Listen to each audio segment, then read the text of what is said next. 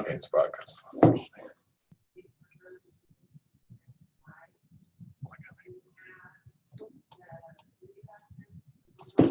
Okay. Hi, everyone. Thanks for joining. We're going to be with you in just a couple minutes. Just hold tight for just a sec.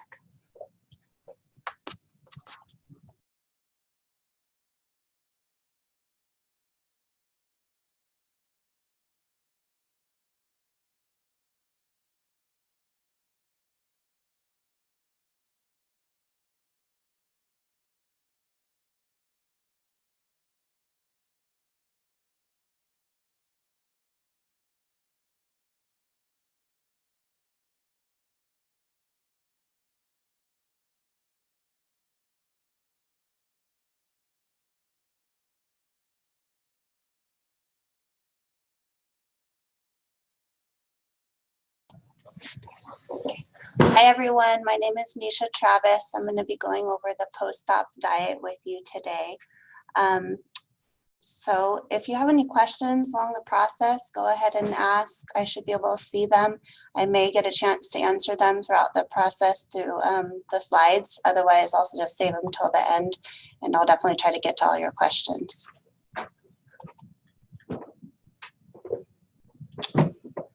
So just a little bit about me to start off with. I have over 10 years experience in weight loss. I graduated from Sacramento State about 11 years ago, and I've been working with Mexico Bariatric Center for about 2.5 years now. So if you ever have any questions or need help with anything, please feel free to email me or give me a call. I tend to get to emails a lot faster, but my email here is misha@sources.com. I'm happy to answer questions anytime.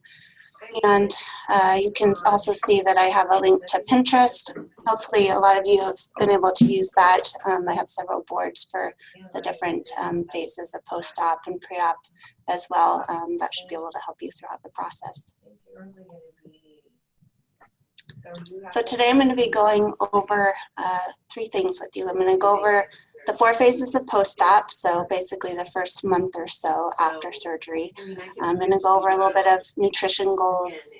Those are meant for after the 4 phases, so a month and beyond post-op. And then I'm also going to be going over vitamins with you and kind of talking about the importance of those as well. So to start off with the clear liquid phase, this starts the day that you're in hospital. You know, right after you've had the surgery, they're going to have you start sipping on water and fluids. They give you ice chips to suck on. So this phase will last for 5 to 7 days after surgery. The main purpose of this phase is just proper hydration. So you don't need to worry about calories or getting protein in. You just need to work on getting up your water intake. You do have a minimum liquid intake goal of 48 ounces. Ideally, 64 ounces is even better, but that tends to be a big challenge for people, so it will probably take you a while to be able to get there. And so also the reason for this, dehydration is the leading cause of hospital readmission after surgery. So if there's ever any kind of issue with that, that's the main reason why we're trying to get you to stay hydrated. Oh, and by the way, if you have questions, again, I will see them, so I'll keep looking at that and try to get to your questions throughout the slides. So these are just some clear liquid examples of what you can purchase in stores. Water, of course, is the most important, but if you're not a big water drinker, it is okay to have sugar-free drinks. These are some popular ones: Crystal Light, any kind of broth that you find is fine. Vitamin Zero water, Powerade Zero. Ideally, you do want to get beverages that do not contain sugar. So if you can find the sugar-free version, that's your best option. If you only have available like regular juice or Gatorades, then it would be best if you can dilute it 50% with water, just to kind of reduce the sugar intake.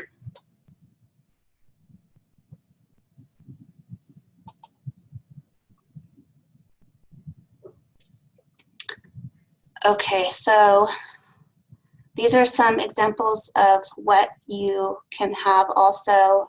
Herbal teas are fine. Infused water.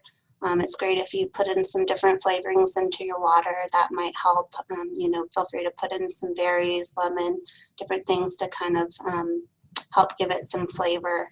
Homemade bone broth or vegetable broth, that's going to be the best if you can make that. And it's actually very easy. You just, stick it in a pot of water and let it slow boil for a long time. That's going to be great source of nutrients for you while you're in the clear liquid phase. You can also go to restaurants if you're not big on, cooking that. You can just go to a Vietnamese restaurant, order some pho, maybe an Asian restaurant, and get any of their soups. You just want to make sure that you're straining out any of the solids in there. Homemade popsicles are another great idea. You can also purchase those in stores. They do have sugar-free popsicles that you can use. Any of this counts towards your liquid intake. So, whatever you can do. A lot of people have a hard time with different fluids. Drinking might be difficult afterwards. So you want to just try as many different things as you can to be able to get that liquid intake up. You want to try different temperatures of fluids, different flavors, anything you can to try to get that 48 ounces of fluid after your surgery. So some of the clear liquids too that you want to avoid are anything acidic. So some teas like black tea, lemon tea, hibiscus, those tend to be more acidic, so you want to avoid those in the beginning. Coffee, I know a lot of patients would love to be able to have coffee after surgery. Unfortunately, it is acidic and also dehydrating, so you really want to avoid coffee, ideally until about 8 weeks post-op when you're healed. Coffee, like I said, I see a question, when can we safely have coffee? About 8 weeks post-op when you're healed, because then you no longer are running the risk of acid reflux from it and forming gastric ulcers. So definitely want to wait on that for a while. All right, citrus juices you want to avoid, and anything carbonated. So anything acidic can cause acid reflux, and that's very common after surgery. So you want to hold off on any of those type of fluids for a while. All right, so moving on to the thick liquid phase. This is going to begin 5 to 7 days after surgery. So with each phase, what you're doing is you're kind of gauging how you're doing on the first phase to know if you can move on to the next. So generally after 5 days, people are ready to move on to the thick liquid phase. Excuse me. But if you're having a really hard time, even just staying hydrated with water, you don't want to move on to thick liquid phase. So I'd suggest waiting until you're at least getting, 30 to 40 ounces of fluid in a day to know that you can move on to the next phase. So during the thick liquid phase, this is when protein does become more important. So you do have a goal of 60 to 90 grams of protein per day. And so this is when protein shakes actually really come in handy, because it's really hard to get that protein intake since you're not able to eat solid food. So I do recommend to get a good protein shake that you can continue to drink after surgery. And you don't need to continue with it forever, but at least during this thick liquid phase, it's important. And just like with pre-op, you want to choose one that has 20 grams or more of protein and less than 5 grams of sugar. Of course, one with the most amount of protein will be best, because then you don't have to drink as much of that throughout the day. Protein aids proper wound healing after surgery, helps your body turn fat into muscle. And also during this, protein shakes do count towards your your protein, your liquid goals for the day. So, with your 48 ounces of fluid goal, protein shakes do count towards that, as do, blended soups or anything that you would be having during the thick liquid phase. This is also the time when you would begin your vitamin supplements. Probably 2 to 3 days into the thick liquid phase. They tend to cause nausea when people start them too early, when they're not getting enough, nutrients through their food and through the thick liquids. So, try it at maybe 7 to 10 days is what we say. If they are causing a little bit too much nausea at that point, then it's okay to wait a little bit longer until you're eating a little bit more. And then, of course, avoid using a straw. I know that can be difficult for people. The straw tends to be easier for people to sip, but also it does incorporate air into your stomach and often causes discomfort. So try to avoid that. All right, this is just a couple examples of recipes. You can find these on my Pinterest.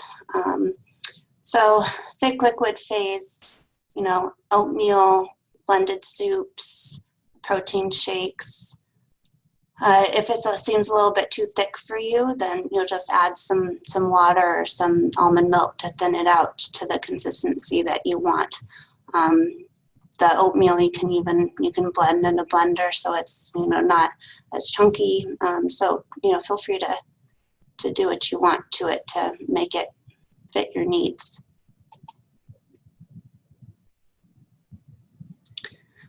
So as far as the liquids, I just want to go back because I saw a question. Sorry about that. With staying hydrated, I know that that's a huge challenge for people. We say 48 ounces is the minimum to get, and for a lot of people after surgery, that's even a huge challenge. So for that, it's really important to start off with just taking very tiny sips throughout the day, even just the size of a teaspoon.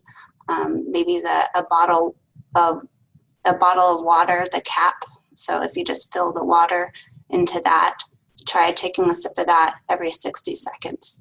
That adds up, but the hard part is you really do have to carry a water bottle with you all the time and just consistently be sipping on it every minute. If you take too big of a gulp or you're drinking too quickly, then it's gonna become even more difficult for you. So it's really important to take very small sips and space those out.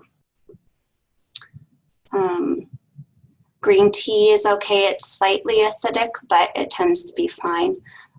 So yes, that's okay to try. I saw that question. The only thing is, with anything new that you try, if you do, you always want to pay attention and see if you're experiencing any kind of acid reflux after you add something to your diet, because if you start to experience that, then obviously want to cut the tea back out. So always pay attention when you're adding something new to your diet. If you can't do milk, you don't have to drink milk. Here's one example. It actually is milk, but Fairlife, this is one that we really we love because it has no lactose, which is milk sugar. So if you look at the back, the label on it, it's a lot higher in protein than regular milk. It is dairy milk, but it just, they've kind of formulated it so it has no hormones, no lactose, has double the protein as regular milk, and it has an added digestive enzyme. So Fairlife milk, if you can find it in the stores, that's a great option. And it's also a great option as a replacement for protein shakes. If you don't like the sweet protein shakes, you can use this milk, and and it has quite a bit of protein, so that's fine as well. You do want to avoid things like drinkable yogurts. They tend to have a ton of sugar in them, so you'd be better off just getting a Greek yogurt and thinning it out with a little bit of water or a little bit of unsweetened almond milk. It'd be a lot less sugar that way if you find a good Greek yogurt like the Oikos 000 that I think has the least amount of sugar as any that I've seen. Okay. Just give me 1 second. I'm going to look at these questions just in case.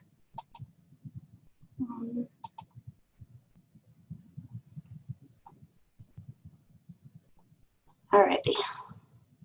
I'll get to some more of those a little bit later.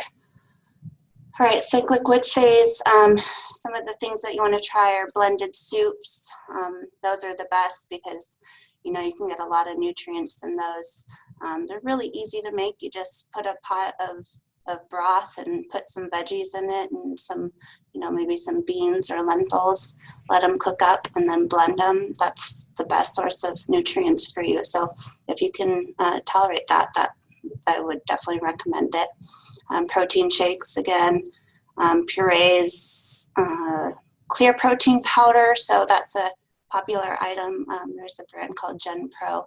A lot of patients who don't like the sweet protein shakes will add that clear protein powder to their savory dishes or to their soups. So you can still get the protein without having to drink a really sweet protein shake. So sorry about that.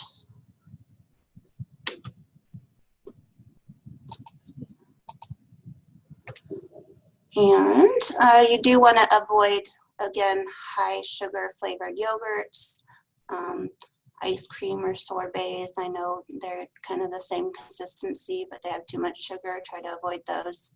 Smoothies from chain restaurants, they usually have, you know, a ton of sugar, so you want to avoid those. Also, even store-bought baby food. I know it's easy, but even those have a lot of, you know, preservatives and added sugar. So it'd be best if you can make these things on your own, so you can control the sugar and the fat and everything. Okay.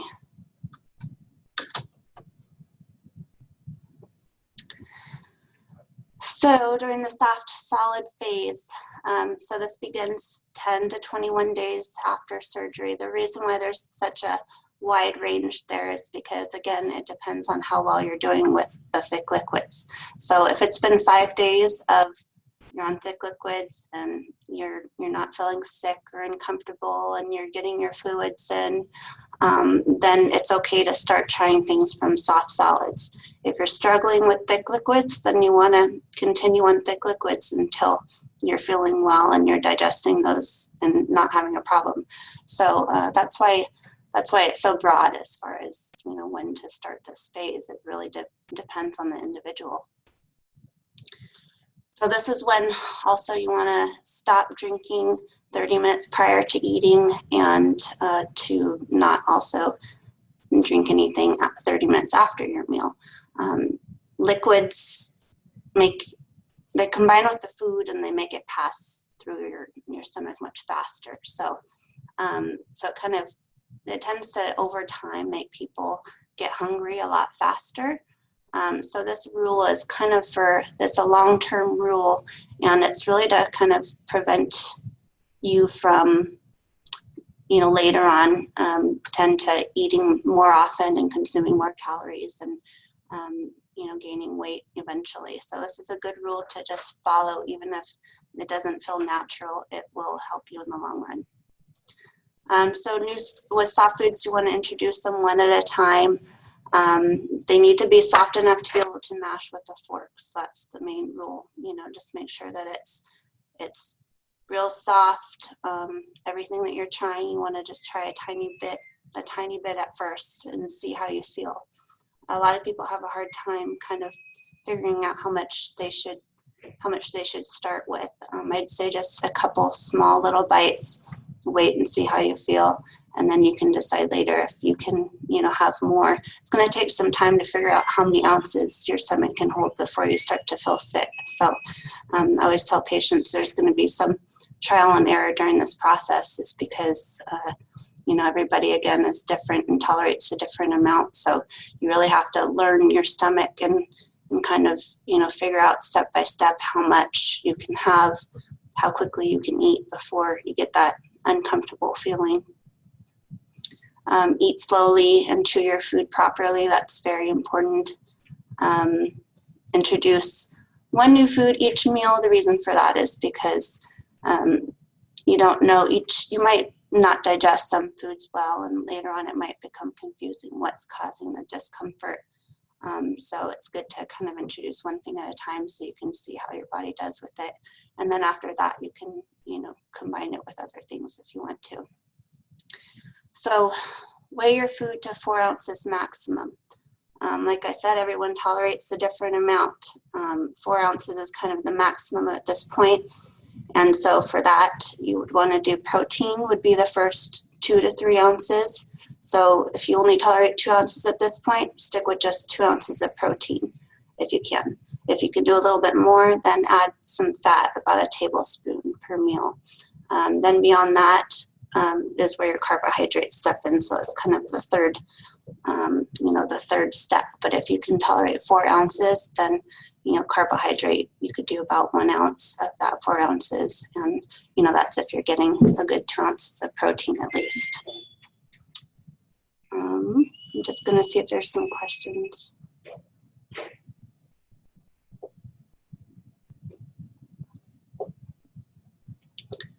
All right.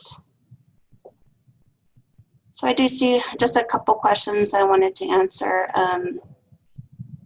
Beans are great during this process, during the soft solid phase. Because they're soft and they have a lot of nutrients. Yes, they have carbohydrates, but they also have protein. They're really good for you. So I think beans would be great during this. A lot of patients I know get refried beans. You can kind of puree any kind of beans or lentils at this point. Even just like braised beans and liquid probably be fine as well. Okay, so at this phase also, you want to try to eat about 3 meals per day and about 1 protein shake still. Your protein intake should go up to about 60 to 90 grams per day at this point, so a little bit more than your goals during the pureed phase. It's also very important not for you to eat more than is comfortable for you. So I do see here a lot of patients say, oh, I can't eat 4 ounces, and I'm recommending that you eat this or that amount. You don't need to force yourself ever to eat more than what feels comfortable to you. So if you can only tolerate a very small amount, to get those nutrients, you'll need to eat more times throughout the day. So always stop eating before you feel uncomfortable or nauseous. And soft cheeses you can eat at this time, yes. So here's some examples of soft solid phase. Now everyone's not going to be able to tolerate the same things. So these are all just examples of recipes to try. It doesn't mean that everyone can eat these. It just means that these are kind of the example of the texture that we're looking for you to try. So avocado chicken salad, so like a canned chicken or shredded chicken mashed with avocado or mixed with mayonnaise or Greek yogurt or something would be an example. A low carb pork roast, so that's kind of like a braised meat. So if you're going to introduce meat at this point, it needs to be braised or really soft and tender. Cottage cheese is great at this time, so this is a cottage cheese egg salad recipe. Those are all on my Pinterest as well. Here's just kind of a list of things that you might want to try. Avocado, canned tuna, well-cooked vegetables. So you'll see on here there are carbohydrates too. You don't have to only have protein. It's okay to have carbohydrates. It's okay to have vegetables and beans and mashed sweet potato. It's okay at this point. You still have those protein goals, so you want those to be your main focus, but you don't have to completely cut out the carbohydrates from your diet. You do want to avoid things like raw vegetables, so anything fibrous, white bread, things like steak that are just, raw steak that are hard to digest, popcorn, hot dogs, of course, any kind of desserts and processed products you want to avoid as well. You still want to try to avoid any kind of most of your sugar content. It is okay to have fruits, natural sugars incorporated into your diet, but you want to avoid processed products that contain added sugars as much as possible.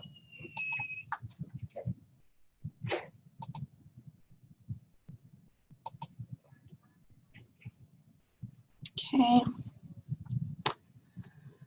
So moving on to the solid phase, you should have a good variety of foods that you eat by now. You know, with the solid phase, you should have been starting to try some different things because you're not limited to just the protein shakes and blended soups. So as the phases go, you want to continuously try new items.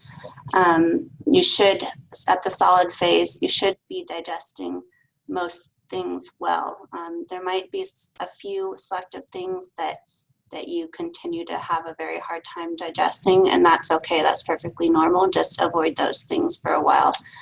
Try those again later, but most things you should be able to digest well in the solid phase. You can try any firm food items now. So a lot of people will send me emails saying, can I have this? You know, can I have that? You can have anything. There's nothing that your sleeve does not allow you to have ever again.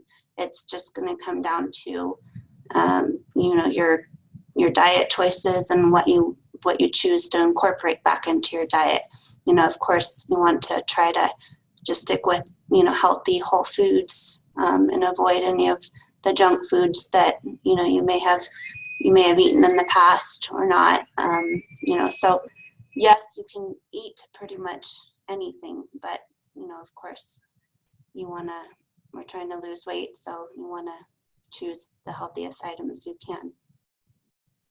Some foods may take months to be able to eat comfortably, so I do know a lot of patients that can't eat, you know, certain vegetables months and months down the road, or can't eat steak or chicken or eggs. So, you know, that just depends on your body.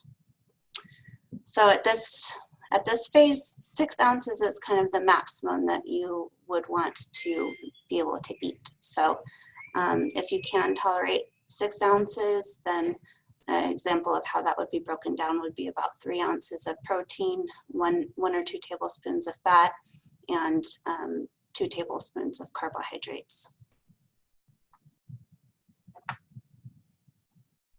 Okay, I'm just gonna see some questions real fast.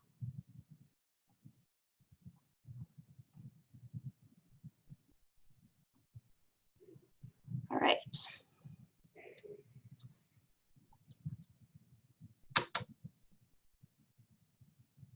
Let's go on to the next phase.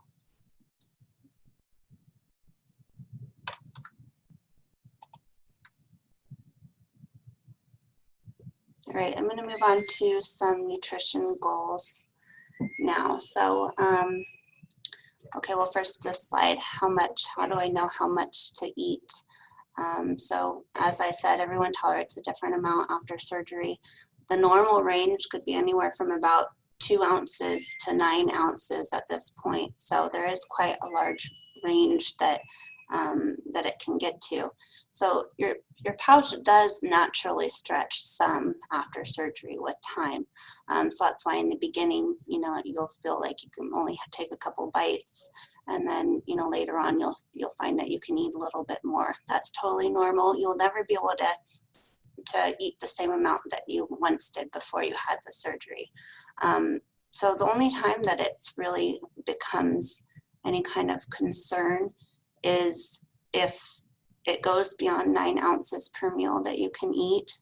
And the only thing that really causes this is if you're consistently eating too much per meal. So you can't stretch or harm your stomach really from, well, stretch, I should say, just from one meal of eating too much. But if you are continuously eating too much in ounces at a meal and over a long period of time, that will stretch your stomach.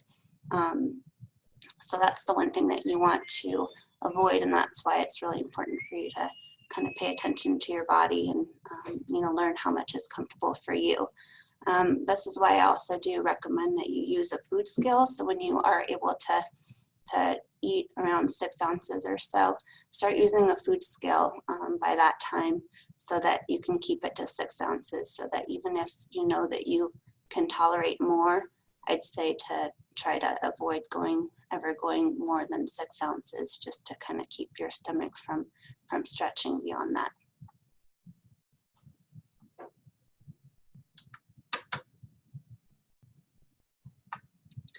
So this is kind of a list of the foods that I recommend that you focus on after surgery. So oils and fats are really important. So avocado, olives, nuts, things like peanut butter, almond butter, oils, butter. Any of those fats are going to be really helpful. If a lot of people will email me, you know, going through stalls, or and a lot of times in the beginning it's due to calories being too low. Fats are the easiest way to add calories without adding a lot of volume. So generally I recommend that people just add, you know, a tablespoon or 2 of peanut butter to their day, because it's the easiest. You can just blend it into a protein shake, or, you know, eat it by itself, and that's 200 calories, where, you know, if you're trying to get 200 calories of protein, you'd have to eat a lot more in ounces. So so fats are really helpful, actually. Proteins, you know, any kind of lean proteins are great. Cheese is fine. Poultry, Greek yogurt's a great source of protein. So any of those are fine. Carbohydrates. I recommend that you do incorporate carbohydrates into your diet. You know, there's no reason to have to completely cut them out. I do think that it definitely is helpful to control the amount of carbohydrates so you're not overdoing it, but don't be afraid to add carbohydrates to your diet. Sweet potatoes, vegetables, fruits, beans and legumes, pseudo cereals. So what those are, they come from plants that provide fruit and seeds. That's the actual definition of it. But what that is quinoa, amaranth, chia seeds, buckwheat. So these are all, they're not actual from flour. They're not actual grains, but they provide, you know, they provide more protein and fiber than other things like rice and pastas and things like that. Oats are good. Ezekiel bread, that's really the only bread that I recommend to patients. It has a lot more protein and fiber in it. It's a sprouted grain bread, and it's pretty easy to find in stores. So if you're looking for bread, that would be your best option.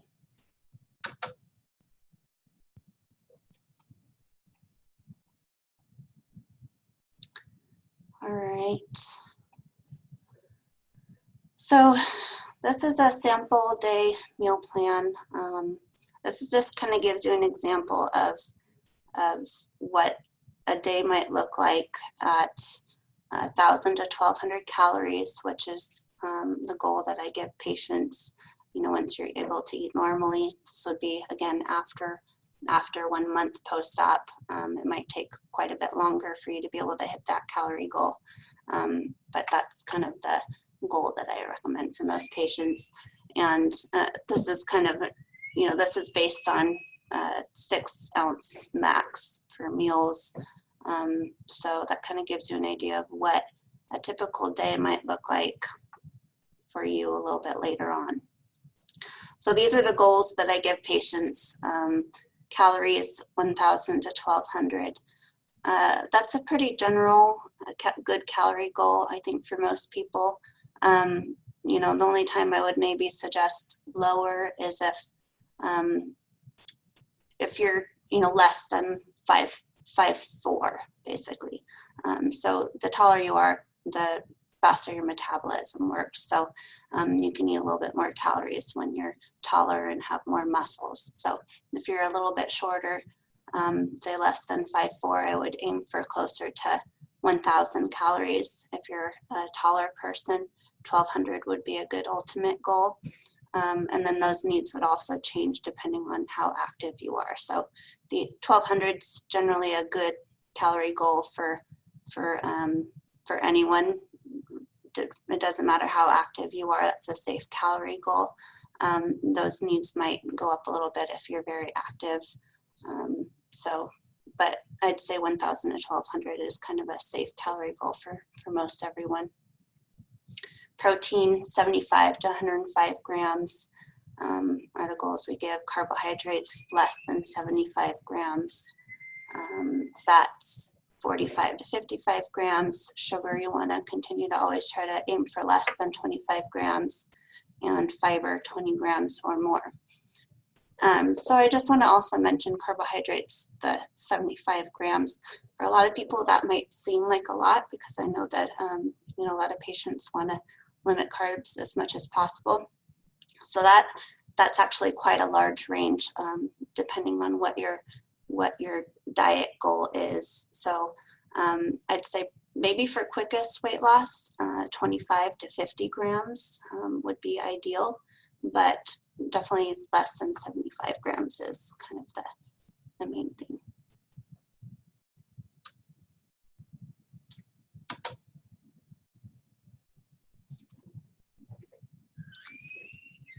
Okay.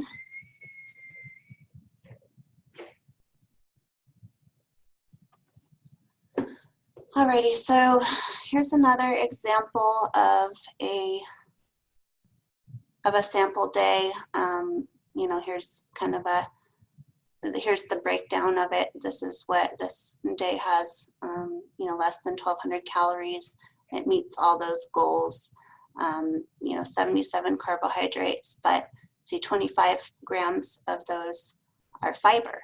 So this would equal out to 52 net carbs. So if you're not sure what that means, a lot of patients count net carbs after surgery because fiber doesn't really count as a carbohydrate, even though it is. Your body doesn't digest it, so you're not ingesting those calories. So you can subtract the fiber from the total carbohydrates to get your net carbs, and those are the actual grams of carbohydrates that you want to focus on. Okay, so counting macros. A lot of patients choose to do this, and I think that this is a great way to go. It does involve a little bit of calculations, but so if you want to use something like an app like MyFitnessPal to kind of determine how many grams of carbs, how many grams of protein to eat, how many calories, that kind of thing, you can use those, and then you can also calculate them yourself. So as I said before, the calculations that I recommend are 25% for carbs, 35% for protein, and 40% for fat. So just to kind of give you an example of how to do that based on a 1,200 calorie diet, you would calculate 1,200 by 0.25, which is 25%. So that would give you 300 calories that would be coming from carbs. Then you would divide 300 by 4, which would give you 75 grams. So that kind of goes off of this list here where carbohydrates is 4 calories per gram. So that's why you're dividing by the 4. Protein, same thing, except you're multiplying by 0.35 if you have a 35% protein goal. And then that gives you 420 as your total calories coming from protein. And then if you divide those by 4, because it's 4 calories per gram, that would give you 105 grams. And same thing for fat. And then again, I told you the net carbs is just the total gram minus fiber. So if you need help with that, you can email me. It can be a little bit confusing. Usually you don't have to make all those calculations yourself if you're using an app, but some patients choose to just do it on their own, and it becomes easy the more you do it. So keto diet, I just want to touch on that. A lot of patients choose to follow the keto diet. That's perfectly fine. There's not one specific diet that you have to follow that works for everyone. Choose a diet that you can see yourself following. I recommend a diet that has more whole foods, that still limits your your carbohydrates to a certain amount, but you know, you don't have to go that route. As long as you're choosing healthy whole foods and limiting your sugar and processed foods, you can lose weight. You might find that certain diets help make the process go a little bit quicker, but you can be successful on any diet. The main thing is really going to come down to the calorie level. You know, choosing healthy foods, of course, and then your calorie goal is going to be the main things that are going to help you with losing the weight. So you choose the diet that works the best for you. You know, I know there's a lot of patients that are vegetarians and you don't consume a lot of protein, and they are just as successful on this diet after the surgery. So like I said, don't feel like you have to do keto or you have to do anything specific. You can just eat healthy and still be successful.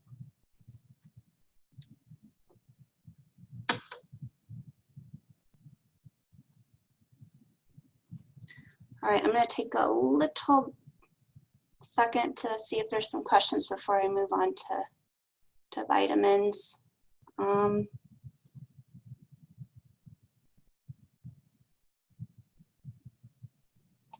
Okay, just give me 1 second.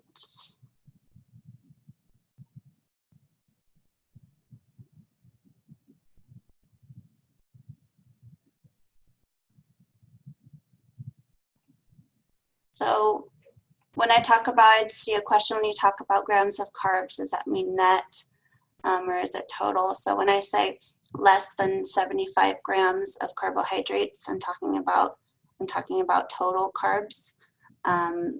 But you know, if the ideal range that I would recommend is 25 to 50 grams. So if you are eating a lot of fiber and using those grams with fiber, then it allows you to eat a lot more. That's if you're choosing lots of vegetables and beans and things like that as your carbohydrates. So, so yes, less than 75 as total grams.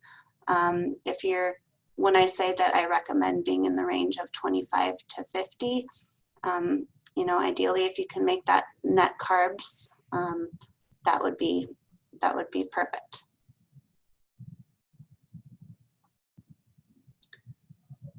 Okay. What if you can't tolerate eggs? That's perfectly fine. You don't have to eat eggs. You can find other protein sources. So if you do find yourself having a hard time with eggs, because that is kind of one that seems to have issues with a lot of people, try poached. Poached eggs do tend to be easier for patients than scrambled eggs. So you know, try them cooked in different ways and see if that makes a difference. But otherwise, just don't eat them. All right, so I'm going to be going over the vitamins with you now. So vitamins are obviously important because if you're not taking them, you know, you can get deficiencies very easy. You know, some of the things that can happen: fatigue, muscle loss, hair loss. That's a big one. Weak and brittle bones, cracked skin, feeling weak. So it's really important to take bariatric vitamins after your surgery. So these are called ASMBS guidelines based on American Society for Metabolic and Bariatric Surgery. This is what I recommend for all patients, and this is the list of each specific vitamin, and there's a little bit more that I couldn't fit on there, but so these are very high needs. After having the surgery, you have a lot higher vitamin needs than you did before surgery. So I definitely recommend finding especially multivitamin that says, you know, covers ASMBS guidelines. That would be ideal. There's not a ton of options out there of vitamins that do, but you can definitely find them, and you can get them through us as well. So we have a line called Emerge Bariatric Vitamins. They cover all of the ASMBS guidelines. That's why, you know, I full-heartedly recommend ours over other brands because I know that they cover all of those needs. And, you know, it can be very difficult to navigate, you know, what vitamins to take and how much of everything, you know, because every vitamin, multivitamin that you find in stores is different. So it's hard to know if it's covering your needs. So that's why it's important to find ones that say that they cover ASMBS guidelines. So we have our line here. There's a promo code webinar10 that will give you 10% off if you are to order vitamins through us. We have 3 options. We have a chewable line, you know, where we have the multivitamin that covers all of the ASMBS guidelines. Calcium and iron are separate because they are best absorbed when they're taken separately. So that's why they're not all contained into one.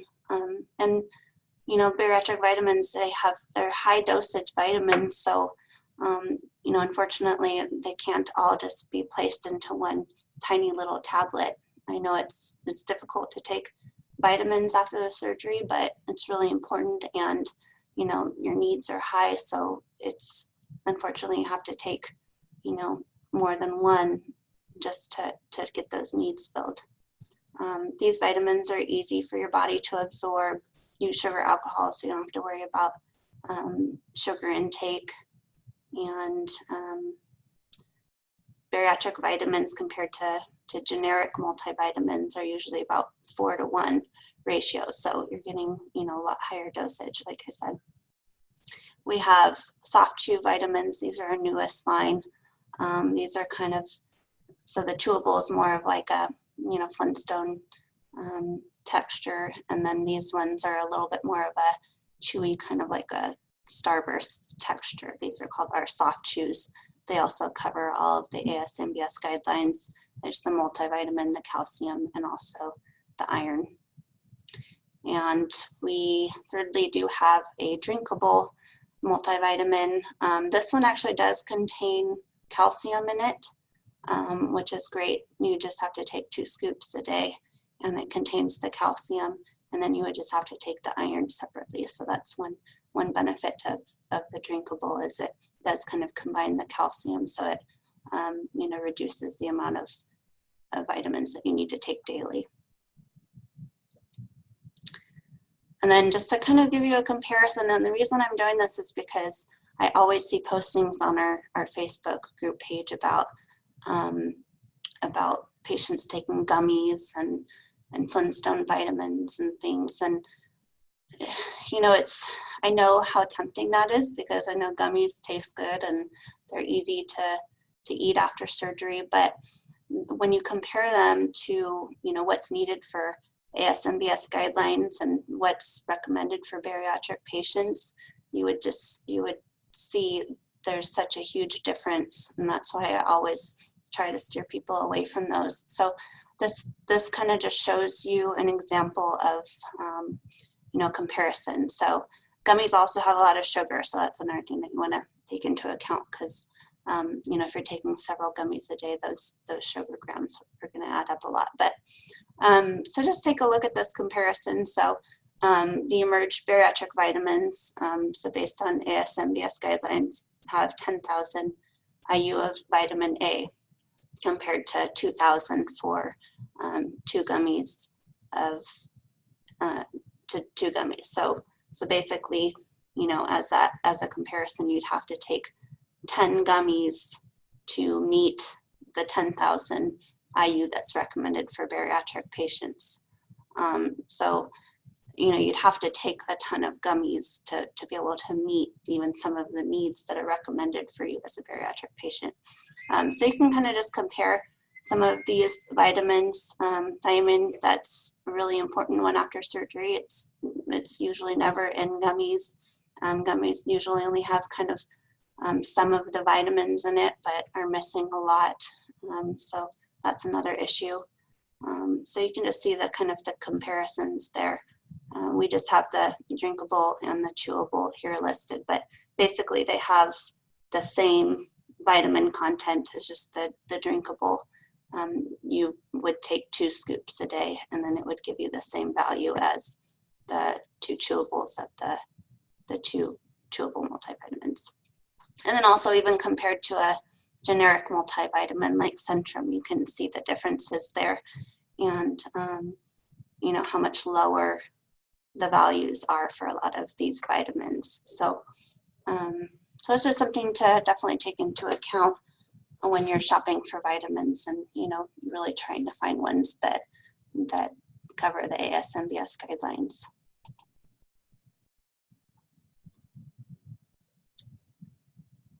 Okay.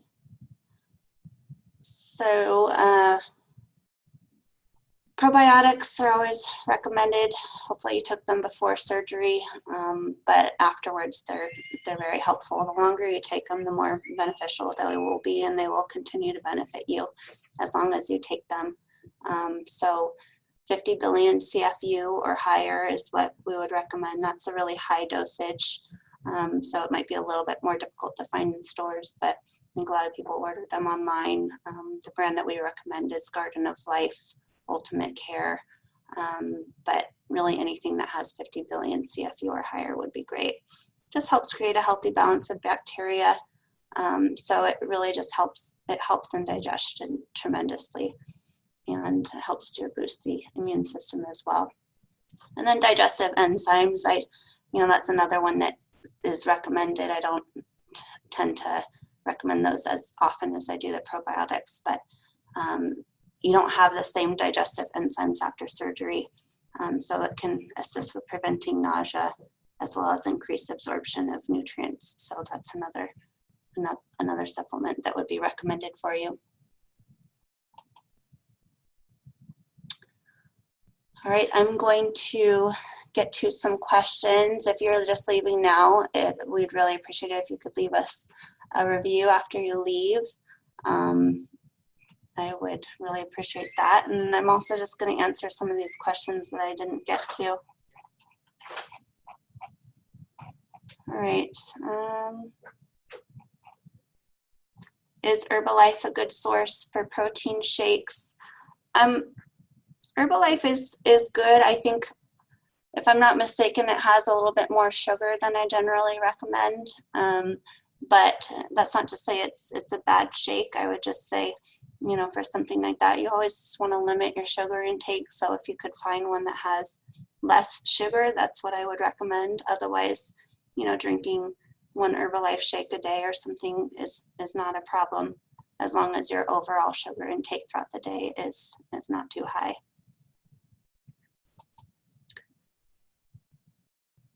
So how do you feel about doing high carb and low fat diet for vegetarian or vegan patients? It's okay to have high carb. I still would recommend meeting the recommended minimum 60 grams of protein. So that continues to be something that even as a vegan or a vegetarian you should strive for. There's lots of vegan protein powders and other sources of protein to get to that minimum 60 grams.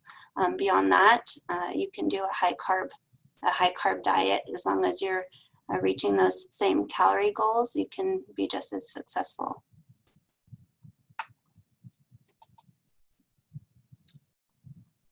So how do you feel about keto in the sleeve? I kind of already answered that question. I think that keto works great for a lot of people. I don't agree when people are too worried to eat vegetables because of, the carb content. So I do think that keto is helpful, but I think also, to kind of keep the carb goals a little bit higher so that you can still eat vegetables and some fresh fruits. That's just what I would recommend, so that you're not completely cutting out those food groups. Pre-op diet, I'm not discussing today, but we will do another webinar for pre-op at another time. If you miss any of the information, you can feel free to email me, and I can, I can email you some of the slides or some of the information. So if you have any questions or anything, feel free to email me or you missed anything, I'd be happy to share that with you.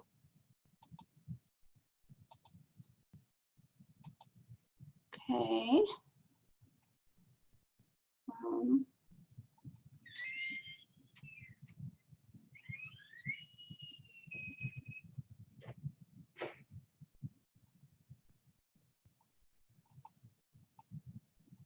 Just bear with me. I'm just making sure I'm getting these questions answered.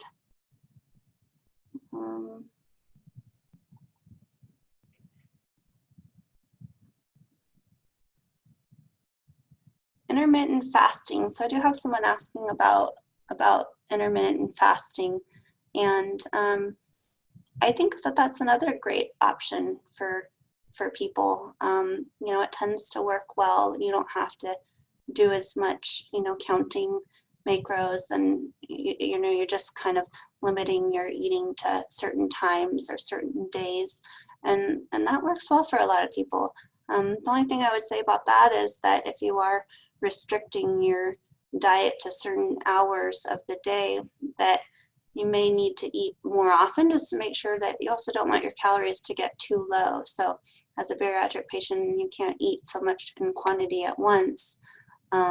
You know, you still want to make sure that your calories are up to a certain level. So you know, might be a little bit more of a struggle in those hours to reach your, you know, 60 grams plus of protein, your 1,000 to 1,200 calories, because it's in a shorter time frame. You don't have the ability to space it out as much. But if you can work that out with the intermittent fasting schedule that works for you, then absolutely it does work well.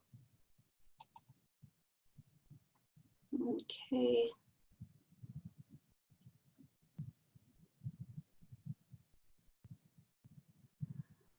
Here's a question: how does the 4 stages differ for mini gastric bypass versus sleeve? They're the same. They really are. So I know it's a different procedure, but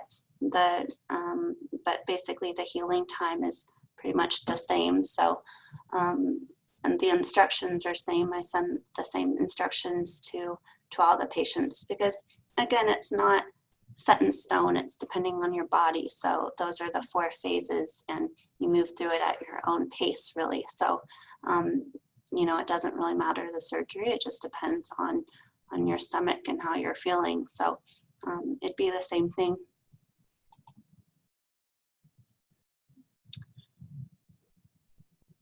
I do have someone that says, my surgery was 2.5 months ago. Is it normal to eat only once a day? I don't recommend that. It's going to be really hard to get the nutrients that you need in 1 meal a day. So I know some patients just don't feel hungry or kind of lose that interest to eat. And for those people, I would just say, you know, try to get yourself to eat something every 2 to 3 hours if possible. I really don't recommend that you just eat 1 meal, because especially with the limited amount of ounces that you can eat, you can't possibly be getting very many calories or nutrients for that, to be able to have the energy to, you know, to go on and to live your daily life. You're going to need more calories for that.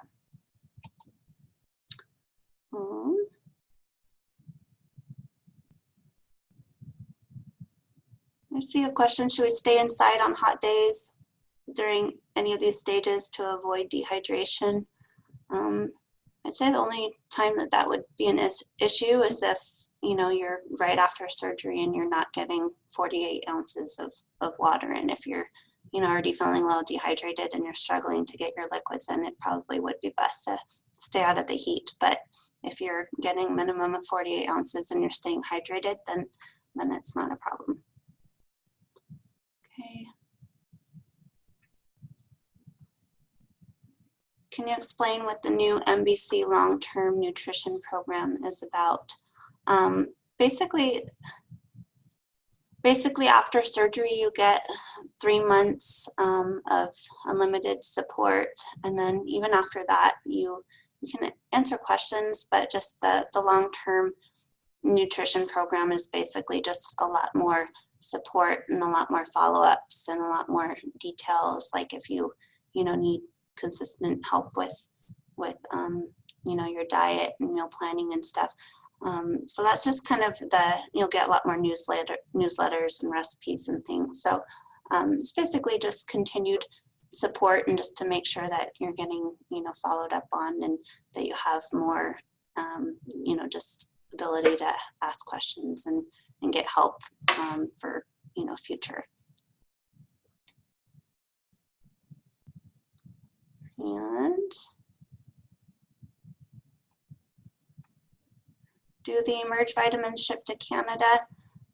They do. I do know that they have a larger shipping cost, so that honestly is something that I would need to ask the administrator, or you can email me, and we can let you know what that shipping cost is. I'm not sure what it is. I do know we ship there, but it is a little bit more pricey as far as those costs. Vitamins do need to be taken forever. We do recommend that you get your vitamin levels tested at 3 months, 6 months, 1 year, and yearly after that. So I'd say the most important is to take those bariatric vitamins those first 3 months after surgery. That's when it's the absolute most important, because you're not getting very many calories or nutrients at that time.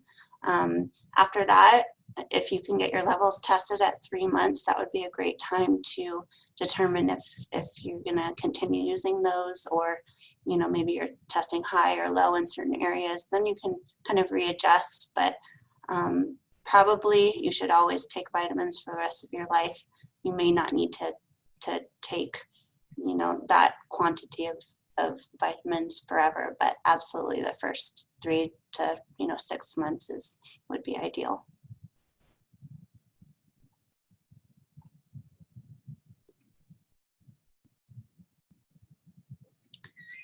Okay.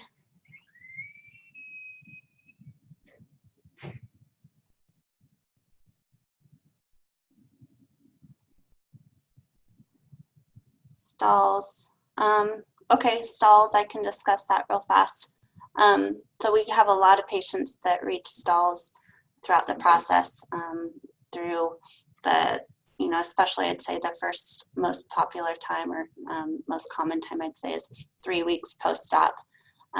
Stalls happen to everyone. Everyone's a little bit different, loses at a different pace. Some people lose consistently each week. Other people, may have a large loss 1 week, and then a stall for a week, and then another large loss. So there's not one, it's hard to know what to expect, but I'd say stalls that last about, up to a week are perfectly normal. If it lasts longer than that, then I'd say something needs to be adjusted with your diet. Usually in the first month or two, especially after surgery, stalls usually are caused by calories being too low. So I get a lot of people that will email that to me, and usually my suggestion is to just add a couple tablespoons of peanut butter to your day or something to get those calories up by 200, and that tends to work pretty well, because I know a lot of people struggle with their intake in the beginning, and so you want to make sure that calories are not any lower than 600 that first month after surgery. During clear liquids, of course, it can be lower, but once you reach that thick liquid stage, try to never go below 600, because I find that those always cause stalls. And then your calories should be gradually increasing throughout the month, so 600 minimum, and then maybe a week later or something, have 800 your calorie goal, then up to 1,000, so in increments throughout that month to try to gradually be increasing your calories. So if you do reach a stall, at any time, you can email me. I always ask for people to send me 1 or 2 days of a complete list of everything you eat and drink. So it needs to be detailed of, you recording what you're eating and drinking on a full day, so that I can actually calculate, how many calories, how many protein you're getting. And then I can make recommendations based on that to help.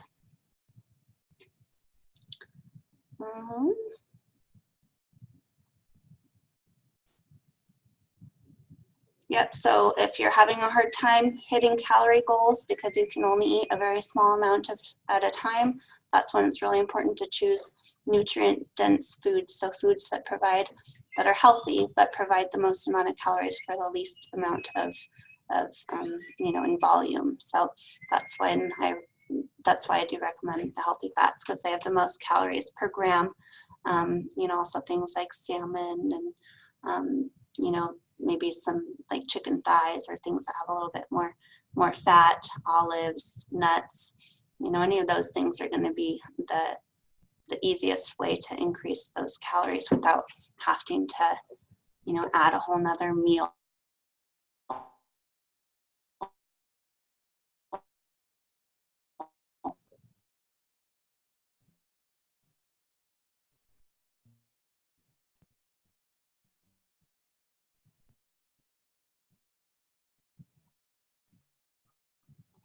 I'm not lost in 8 weeks. Have I messed up?